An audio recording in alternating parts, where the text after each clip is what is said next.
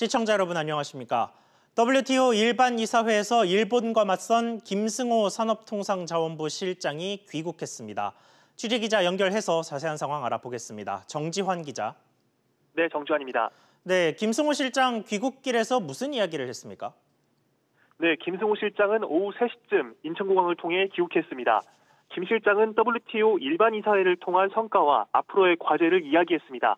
김 실장이 할 이야기 직접 들어보시죠. 일본의 수출 규제 조치는 일본이 당당하게 대화의 장으로 나와서 설명하지도 못하는 공색한 조치라는 점을 일본 스스로의 행동을 통해 드러나도록 하였습니다. 김 실장은 또 WTO 이사회 이후 일본의 반응에 대해 한 손으로 하늘을 가리고 있다고 비판했습니다.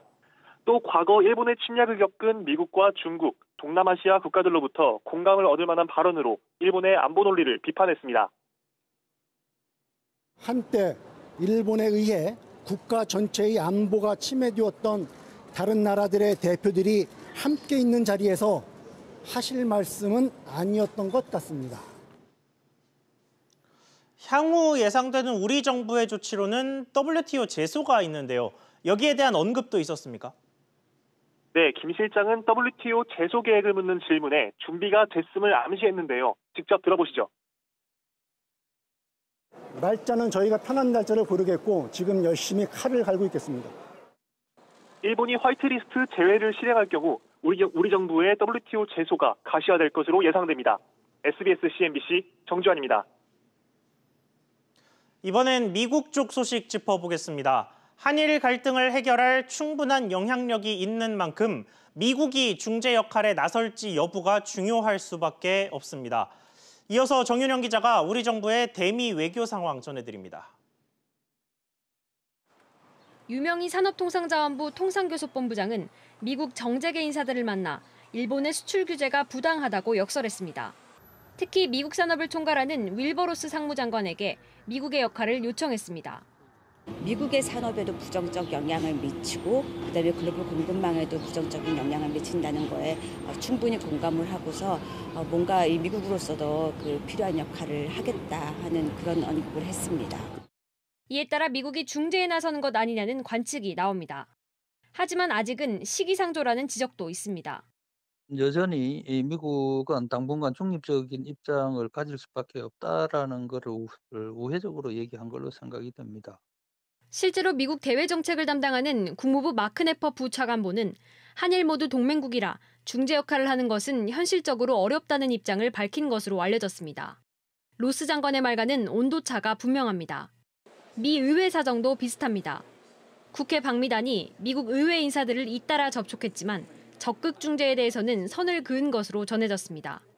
중재라고 하는 것은 적어도 한국과 일본이 공히 중재자를 필요로 할 때 나서는 것이기 때문에 미국이 스스로 중재자를 자처하고 나서기에는 아직은 여건이 무르익지 않았다.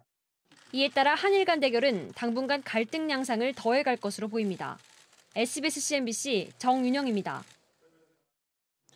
이런 가운데 일본은 다음 달 초 우리나라에 대한 화이트리스트 제외를 최종 결정할 것으로 전망됩니다. 관련 내용과 앞으로의 전망 취재기자와 짚어보겠습니다. 최나리 기자 나와 있습니다. 자, 최 기자. 요미우리 신문 보도를 보니까 이 화이트리스트 제외를 하는 결정이 일본에서 곧 통과될 것 같다는 보도가 나왔더라고요. 네, 다음 주 결정이 유력합니다.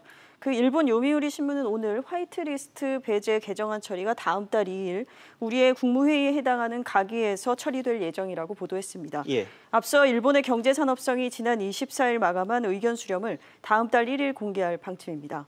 다음 날 개정안이 가기를 통과하면 경제산업성의 서명과 아베 총리의 연사, 일왕이 공포하는 등의 절차가 이뤄지고요. 공포 시점으로 21일 후인 다음 달 말쯤이면 화이트리스트 배제가 본격 시행됩니다. 그렇군요. 그러면 우리 정부 측의 대응 방식은 좀 어떻게 나오고 있습니까? 네, 관경화 외교부 장관이 오늘 오전 고노다로 일본 외무상과 전화 통화를 했습니다. 북한의 미사일 관련 공조 논의를 위한 통화였지만 일본의 수출 규제에 대한 의견 교환도 이뤄졌는데요. 예. 강 장관은 현재 3개 품목 수출 제한 철회, 그리고 화이트리스트에서 제외 조치 중단 등 우리의 요구사항을 다시 한번 전달했습니다. 하지만 고노다로 외무상은 역시 기존 일본의 입장만 되풀이한 것으로 알려졌습니다. 자, 일본이 그렇게 나오는 거를 보면 결국 이 화이트리스트 제외가 좀 현실화될 가능성이 높아 보이는군요. 네, 그렇습니다. 결국 배제가 되면 첨단 소재나 전자, 통신 등 1,100여 개 이상의 품목에 대한 규제가 더 이뤄질 전망입니다. 포괄적 규제에서 개별 규제로 바뀌는 것인데요. 규정대로라면 3개월, 약 90일 시간이 더 걸리지만 일본 정부의 운영에 따라 수출이 아예 허가되지 않을 수도 있습니다. 우리의 대일본 교육 관계는 수입이 수출보다 더 큰 만년 적자 구조이기 때문에 경제적으로 타격을 줄 수밖에 없습니다. 자, 그렇다면 우리 기업 차원에서 대응하는 방식은 좀 어떻습니까? 네, 이런 가운데 우리 기업들의 국산화 노력이 진행되고 있습니다. SK 머티리얼즈가 고순도 불화수소를 개발에 착수를 했고요. 그리고 하지만 우리 산업의 단기적 피해는 불가피한 상황이기도 합니다. 장기적으로 그게 일본으로부터 벗어날 수 있는 호기일 수는 있지만 단기적으로는 일종의 대체 공급지를 확보하지 못하는 기업 입장에서는 조업이라든지 생산 활동에 굉장히 타격을 받을 수도 있다라고. 결국 현재 상황으로서는 극적인 변화가 없을 경우 한일 간 갈등은 다음 달 더 격화될 것으로 보입니다. 그렇군요. 최 기자 이야기 잘 들었습니다. 일본 제품의 불매운동이 확산되는 가운데 일본 여행을 취소하는 사람들이 늘고 있다는 소식 전해드린 바 있습니다. 그렇다면 일본 현지의 지금 분위기는 어떤지 오사카 나가 있는 취재기자 연결해 자세한 소식 들어보겠습니다. 우형준 기자, 지금 오사카 분위기 어떻습니까? 네, 한국 관광객들이 예년보다 많이 줄었지만 여름 휴가철인 만큼 많은 한국 관광객들이 오사카를 찾았습니다. 특히 단체로 여행 온 학생들이 많았는데요. 국내에서 확산되고 있는 일본 제품 불매 운동 분위기상 눈치는 보이지만 오래전부터 계획한 데다가 비싼 위약금 때문에 취소하지는 못하고 왔다고 전하기도 했습니다. 오사카의 경우 중국인 관광객 다음으로 우리나라 관광객이 많이 찾아오는 곳이기도 한데요. 당장 이곳 상권 자체에 경제적인 타격은 없어 보이지만 오사카 상인들은 정치적 문제로 반일 감정이 오랫동안 이어지지 않을까 걱정하는 목소리도 적지 않습니다. 아사히 신문은 첨예한 한일 갈등 상황에서 일본을 찾는 한국인 관광객이 줄면서 일본의 관광 소매 업계에 악영향을 미치고 있다고 보도하기도 했는데요. 일본 최대 여행사 JTBC에 따르면 최근 일본을 방문한 한국인 개인 여행자 수는 지난해 같은 시기 대비 10% 줄어든 것으로 나타났습니다. 그렇군요. 일본 내에서 반한 감정이 높아지면서 한국산 제품의 불매운동 조짐이 보이고 있다, 이런 소식도 있던데 실제 상황은 어땠습니까? 우선 전체적으로 이곳 분위기는 노노코리아 같은 반한 감정을 직접적으로 표출하고 있지는 않아 보입니다.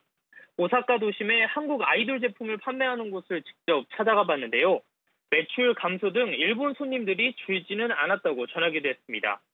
공항에서도 우리나라 아이돌 그룹이 일본을 방문한 것을 봤는데 많은 일본 팬들이 몰리기도 했습니다. 하지만 오사카 내 한 식당 같은 경우 일본 손님들이 많이 줄었다고 전하기도 했습니다. 한일 양국 간의 갈등이 심화되면서 일본에서 생업을 이어가고 있는 한국인들에게도 피해가 커지지는 않을까 우려 섞인 목소리도 나오고 있습니다. 지금까지 일본 오사카에서 SBS CNBC 우형준입니다. 다시 우리나라로 돌아오면 불매운동이 확산되면서 애꿎은 일식당들이 직격탄을 맞고 있습니다. 단지 일본 음식이라는 이유만으로 소비자들이 등을 돌리면서 자영업자들의 한숨이 깊어지고 있는데요. 김한진 기자가 현장 취재했습니다. 일본 음식점들이 몰려 있어 재팬타운으로 불리는 서울 이촌동의 한 거리입니다. 점심시간이지만 한산한 모습입니다. 일본 불매운동 바람이 거세지면서 최근 이곳을 찾는 사람들이 크게 줄었습니다.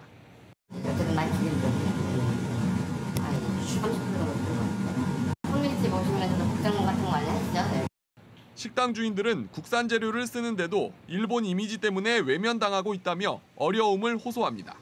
불매운동이 언제까지 이어질지 막막하다는 목소리도 나옵니다. 그러면 내가 힘들어지는 거야. 안 된다 그러면 직원 줄이는다. 그게 첫 번째입니다. 직원 줄이는 거. 지난 2006년 5,300여 개였던 일식 전문점은 지난해 17,200여 개로 3배 넘게 늘었습니다. 늘어난 수만큼 피해를 보는 자영업자들도 늘 수밖에 없습니다. 소비자들은 굳이 일식을 선택할 이유가 없다고 말합니다. 일본에 대한 반감이 생기니까 원래 일본 음식 되게 좋아하는데 잘 안 먹게 되고 그냥 좀 꺼려지는 것 같아요. 경기도 시흥의 한 신도시에도 일식당 30여 개가 들어서는 재팬타운이 만들어질 계획이었지만 입점 계약을 했던 점주 14명 중 5명이 최근 해지를 요구할 정도로 사업 진행이 난항을 겪고 있습니다. SBS CNBC 김한진입니다. 보신 것처럼 일본 제품 불매운동이 확산되면서 애꿎은 자영업자들에게 불똥이 튀고 있는데요. 감정에 휩쓸리지 말고 이성적으로 잘 따져보면서 불매운동을 전개하자는 목소리도 나오고 있습니다. 관련해서 취재기자와 이야기 나눠보겠습니다. 강산 기자 나왔습니다. 자, 강 기자. 네. 그러니까 뭐 억울한 피해자가 나오지 않도록 하자 뭐 이런 얘기인 것 같은데 실제로 어떻게 진행이 되고 있습니까? 네, 최근에는 일본 음식점과 술집 등을 중심으로 일본산 맥주나 사케 등이 아닌 국산 소주 같은 이런 주류들을 사자는 소비자들도 나오고 있습니다. 일본 가정식 한 업주의 이야기 먼저 들어보시죠. 예.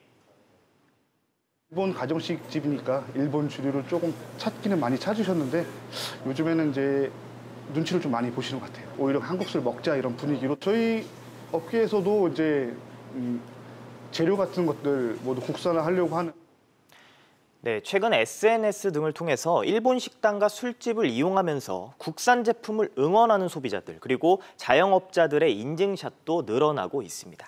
자, 그리고 애초에 일본 제품을 소개하는 사이트에서 그 일본 제품으로 오해받는 국산 제품을 대신 소개하기도 한다던데 이건 내용이 뭡니까?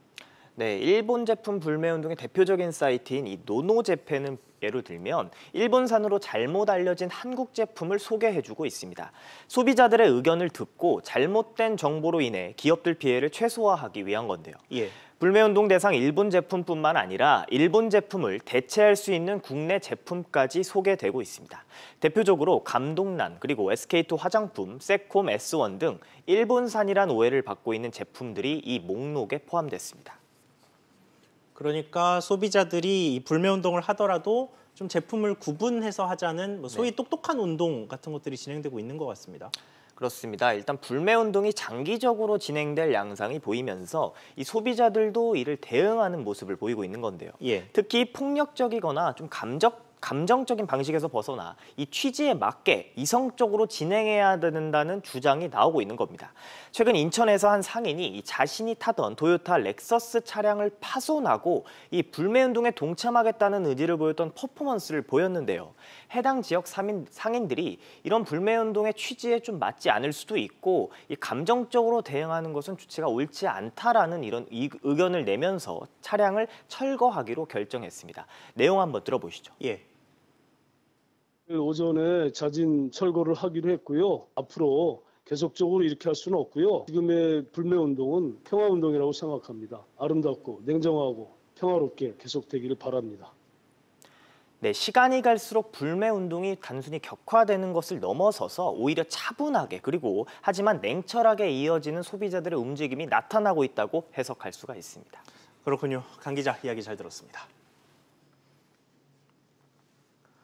다음 소식입니다. 구형 카드 결제 기기를 통해 카드 정보 57만 건이 도난된 것으로 나타났습니다. 피해가 발생하지는 않았지만 사고 예방 차원에서 조치가 필요하다는 게 당국의 설명입니다. 취재기자 연결해 보겠습니다. 류정훈 기자, 57만 건 카드 정보 유출 어떤 식으로 드러났습니까? 네, 카드 번호 유출은 경찰 수사 과정에서 확인됐습니다. 여신전문금융업법 위반 사건을 수사하던 경찰청은 검거된 41살 이모 씨가 가진 이동식 저장 장치를 확인한 결과 신용카드 정보가 발견됐다고 밝혔습니다. 이 씨가 가지고 있던 카드 정보는 모두 57만여 개로 지난 2017년 3월 이전에 발급된 카드의 번호와 유효기간이 담겼습니다. 유출된 카드 정보는 구형 마그네틱을 이용한 카드 가맹점 신용카드 결제 단말기를 통해 도난당한 것으로 금감원은 추정하고 있습니다. 이 씨는 과거에도 단말기에 악성 프로그램을 심어 신용카드 정보를 유출한 전력이 있습니다. 그러면 정보가 유출된 소비자들의 피해는 없을까요? 금융당국은 도난된 정보에 비밀번호나 카드 뒷면의 세 자리 숫자, 즉 CVC는 빠져 피해가 발생하지 않았다고 설명했습니다. 아직까지는 피해 사실이 신고되지 않았지만 설령 부정사용이 발생해도 법령에 따라 카드 회사 등이 전액 피해를 보상하기 때문에 소비자들의 직접적인 피해는 없다는 게 금감원의 설명입니다. 그래도 소비자 입장에서는 좀 불안할 수밖에 없는데 카드사들의 대응 방식이나 또 소비자 입장에서 주의할 건 없을까요? 네, 카드사들은 부정사용 방지 시스템을 통해 이상 징후가 발견되는 즉시 고객에게 통보하기로 했습니다. 또 동시에 여러 군데에서 결제가 진행된다든지 국내에 있는 사람의 카드가 갑자기 해외에서 결제가 되는 경우에 대해서도 적극 대응하기로 했습니다. 금융사들은 카드 번호 도난과 연관된 소비자에 대해 카드 재발급 등을 안내하고 있습니다. 한편 금감원은 이번 사건과 관련해 2차 피해 예방도 당부했는데요. 카드 번호 도난 사건 등을 이유로 카드 비밀번호 등 금융거래를 요구하거나 보안 강화 등을 이유로 특정 사이트 접속, 앱 설치 등을 유도하는 경우 100% 사기라는 겁니다. SBS CNBC 유정원입니다. 사회적 대화기구인 경제사회노동위원회가 위원들 모두가 사퇴하고 위원들을 다시 구성하는 것을 문재인 대통령에 건의하기로 했습니다. 취재기자 연결합니다. 정광윤 기자. 네, 정광윤입니다. 네, 식물위원회로 전락한 경사노위의 정상화를 위해 위원회를 다시 구성하는 방안을 추진하기로 했다고요. 네, 사회적 대화기구인 경제사회노동위원회가 오늘 오후 5시 반 노사정 대표자 6인 회의를 열어 정상화 방안을 논의했습니다. 오늘 회의에는 김주영 한국노총위원장, 송경식 경총회장, 홍남기 부총리 겸 기획재정부 장관, 문성현 경사노위 위원장 등이 참석했는데요. 정상화 방안으로 경사노위 본위원회 위원 재구성을 다음 주 문재인 대통령에게 건의하기로 했습니다.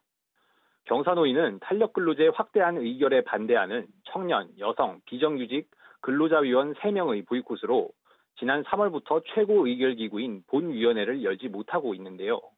현재 위원장과 상임위원 등 나머지 위원들은 모두 사임서를 작성해 놓은 상태입니다. 한편 본회의가 개최될 때까지는 임시적으로 6인 대표자 회의를 운영하기로 했습니다. 경사노위 파행이 꽤 오래 지속되고 있는데 이렇게 되면 정상화 가능성은 있는 건가요? 경사노위법에는 위원에 대한 해촉 규정이 별도로 없습니다. 그래서 임명권이 있는 대통령에게 해임을 건의하는 방식으로 개편안을 내놓은 건데요. 대통령이 해임을 결정하면 위원들이 모두 사퇴하고 새롭게 위원회를 구성해 경사노위 정상화가 가능하다는 게 6인 대표자들의 생각입니다. 다만 현재 사회적 합의에 반대하면서 보이콧을 벌이고 있는 위원 중 일부는 스스로 사임할 의사가 없다고 밝히고 있는데요. 대통령이 해임권을 행사하더라도 이를 받아들일지 미지수라는 분석도 나옵니다. 한편 경사노위 6인 대표는 국민연금 개혁과 노후소득보장 특별위원회를 다시 여는 방안을 검토했습니다. 연금 특위를 다시 설치하는 것으로 결정되면 앞으로 6개월간 연금 개혁에 대한 논의가 재개됩니다. 지금까지 경사노위에서 SBS CNBC 정광윤입니다. 국세청이 지난해 1년간 거둔 세금 통계 내역을 1차 공개했습니다. 그 통계를 살펴보니 국세청이 역점을 두고 있는 고액 상습 체납자 징수와 관련해서 괄목할 만한 성과를 거둔 것으로 나타났습니다. 박규준 기자입니다. 지난해 고액 상습 체납자로 명단에 오른 인원은 총 4,826명. 국세청이 지난해 이들로부터 받아낸 세금은 2,500억 원에 이릅니다. 이 징수액은 국세청이 체납자 명단을 공개한 2004년 이후 최대치입니다. 국세청이 이들 체납자로부터 받아낸 세금은 불과 2015년과 16년만 해도 1,500억 원을 조금 웃도는 수준이었는데 지난해 2,500억 원 가까이 늘었습니다. 명단 공개 대상자가 늘어나면 인터넷으로 신상이 공개돼 있는 분들이 신상 공개되는 걸 꺼리셔서 현금으로 납부를 하는 경우니까 아무래도 모수가 커지면 현금 납부하는 인원수나 금액도 같이 늘어나지 않을까. 지난해 국세청이 거둔 총 세수는 284조 원으로 한 해 전보다 10% 넘게 늘었습니다. 이 중 법인세로는 71조 원을 거뒀는데 특히 도소매 업종이 업체 숫자 대비했을 때 납부한 세금 비중은 적은 것으로 나타났습니다. 지난해 도소매업이 법인세 신고 기업 4곳 중 1곳일 정도로 가장 많았지만 이들이 낸 세금액은 전체 법인세의 18.7%에 불과했습니다. 제조업 같은 경우에는 개수는 조금 적을지라도 규모가 큰 법인들이 좀 존재하고 있어서 금액으로 치면은 제조업이 많은 비중을 차지한다 이렇게 볼 수 있고 도소매업 같은 경우는 수는 가장 많은데 규모가 좀 작은 것들이 많아서 보이는데요. 총 상속재산 가액은 10억에서 20억 원이, 증여재산 가액은 1억에서 3억 원이 가장 많은 비중을 차지했습니다. SBS CNBC 박규준입니다. 상가와 주택이 결합돼 있는 건물을 상가 겸용주택이라고 합니다. 앞으로 이 주택이 받던 세금 혜택이 줄어들면서 고가의 상가주택을 팔 때는 양도세를 훨씬 많이 내야 합니다. 어떤 방식으로 얼마나 오르는지 정인아 기자가 자세히 설명해 드립니다. 아래층에는 상가가 있고 위층엔 주택이 있는 상가 겸용주택입니다. 도심 곳곳에서 흔히 볼 수 있습니다. 3년 뒤인 2022년부턴 실거래가가 9억 원 이상인 상가주택에 대한 양도소득세 부담이 커집니다.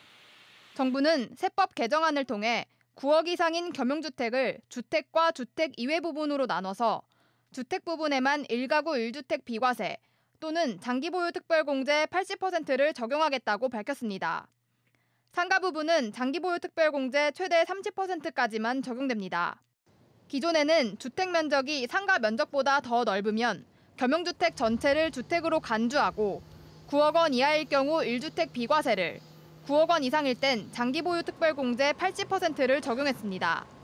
예를 들면 주택이 상가보다 더 넓은 겸용주택을 10년 넘게 보유한 뒤 양도해 30억 7,300만 원의 양도 차익을 얻었을 때 기존에는 건물 전체를 주택으로 보고 1억 6,100만 원의 양도세를 냈다면 3년 뒤에는 상가 부분 비과세 혜택이 사라져 총 12억 9,400만 원을 공제받고 4억 3천만 원을 양도세로 납부해야 합니다. 법이 바뀌기 전보다 2배 이상의 양도세 차이가 나는 겁니다. 노후에 월세를 받으면서 근린상가주택이라든지 이런 건물을 하나씩 갖고 있는 요년층에는 이제 세부담이 커지고 그런 계층이 직접적으로 큰 영향을 받게 될 걸로 예상이 됩니다. 기획재정부는 재작년 기준 실거래가가 9억 원이 넘는 상가주택은 총 10,000가구에 달한다고 밝혔습니다. SBS CNBC 정인아입니다.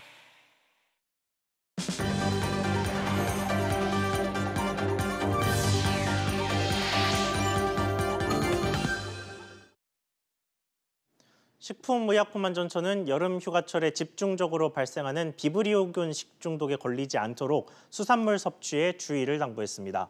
식약처에 따르면 최근 5년간 장염 비브리오 식중독 환자의 80%는 7월부터 9월 사이에 발생하고 있으며 주요 원인 식품은 어패류였습니다. 예방을 위해선 어패류를 구입한 뒤 신속하게 냉장 보관하고 충분히 익도록 가열 조리해야 합니다. 음주운전 단속 기준을 강화한 제2윤창호법 시행 한 달 만에 음주 사고가 30% 감소한 것으로 집계됐습니다.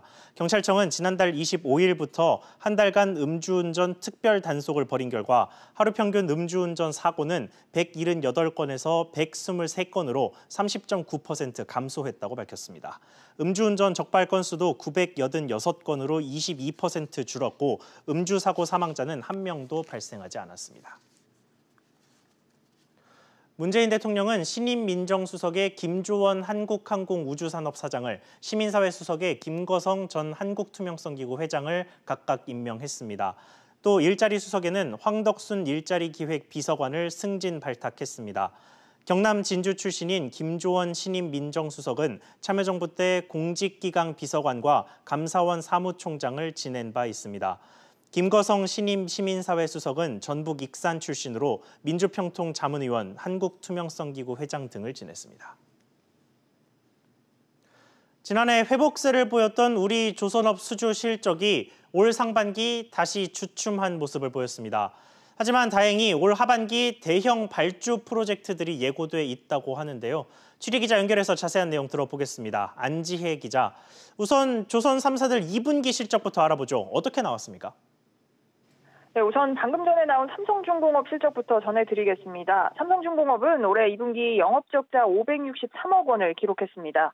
여전히 영업적 적자이긴 한데요. 지난해 같은 기간보다는 적자폭을 40% 넘게 줄인 겁니다. 어제 발표된 현대중공업그룹의 조선부문 중간지주사인 한국조선해양의 경우 2분기 영업이익이 554억 원으로 흑자 전환했습니다. 다음 달 실적 발표가 예정된 대우조선해양의 경우에는 지난해보다는 못 미치지만 여전히 흑자 기조를 유지할 것으로 전망됩니다. 이처럼 상반기 실적만 보면 지난 2016년 말부터 이어진 수주 가뭄 여파가 여전히 진행 중이지만 서서히 회복 중인 것으로 보입니다. 하지만 상반기 수주량이 좀 안 좋았다고 하던데 실제로 어땠습니까? 네, 그렇습니다. 현대중공업과 대우조선해양 또 삼성중공업의 연간 목표 대비 선박 수주량은 현재 각각 20%, 33% 그리고 43% 수준입니다. 미중 무역 분쟁 등 영향으로 전 세계 선박 발주량이 예상보다 크게 저조했기 때문입니다. 실제로 한국수출입은행의 집계를 봐도 올 상반기 한국의 수주량은 지난해 절반 수준으로 떨어졌습니다. 그래도 하반기에는 상반기보다 좀 나을 거다 이런 기대가 있죠. 네, 그나마 다행인 게 하반기에는 LNG 개발 사업자들의 대규모 선박 발주가 예정돼 있다는 겁니다. 우선 카타르 석유 회사가 LNG 운반선 40여 척 발주를 위한 입찰 제안서 접수를 최근 마감했습니다. 또 러시아와 미국 에너지 회사 역시 각각 15척 이상의 LNG 운반선 발주가 예상됩니다. 조선업계가 부진에서 탈출하기 위해서는 카타르와 러시아 수주선에서 반드시 성과를 내야 할 것으로 보입니다. SBS CNBC 안지혜입니다. 일본 제품을 거부하는 움직임이 들불처럼 번지고 있습니다. 개인 소비자들은 물론이고 기업이나 지방자치단체들도 일본 제품 불매 운동에 가세했습니다. 특히 이번 불매 운동은 과거와 달리 자발적으로 확산되고 있다는 점에서 일본을 긴장시키고 있습니다. 일본 경제 보복에 맞서 갈수록 뜨거워지고 있는 일본 제품 불매 운동과 그 의미를 오늘 밤 11시 취재 파일에서 짚어보겠습니다.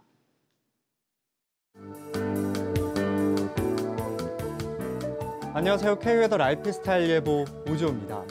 현재 충남과 전북 지역으로는 호우경보가 발효되면서 이들 지역으로 많은 비가 집중되고 있지만 또 충청도 곳곳에는 소강 상태를 보이는 곳도 있습니다. 그리고 오늘 아침에 첫 호우경보가 내려진 서울 지역은 현재 비가 그치면서 특보는 모두 해제된 상태입니다. 지금은 잠시 소강 상태를 보이고 있지만 중부지방과 충청 지역으로는 주말까지 비가 내리겠습니다. 중북부와 충청북부 지역에는 최대 150mm까지 많은 비가 쏟아지겠고요. 충청 남부와 경북 북부 지역에는 최대 100mm, 그 밖의 지역은 10에서 50mm의 약한 비가 내리겠습니다. 비가 내리고 있는 중부와 충청 지역으로는 더위가 한풀 꺾인 상태지만 비가 내리지 않는 남부지방으로는 습하고 꿉꿉한 더위가 이어지고 있고요.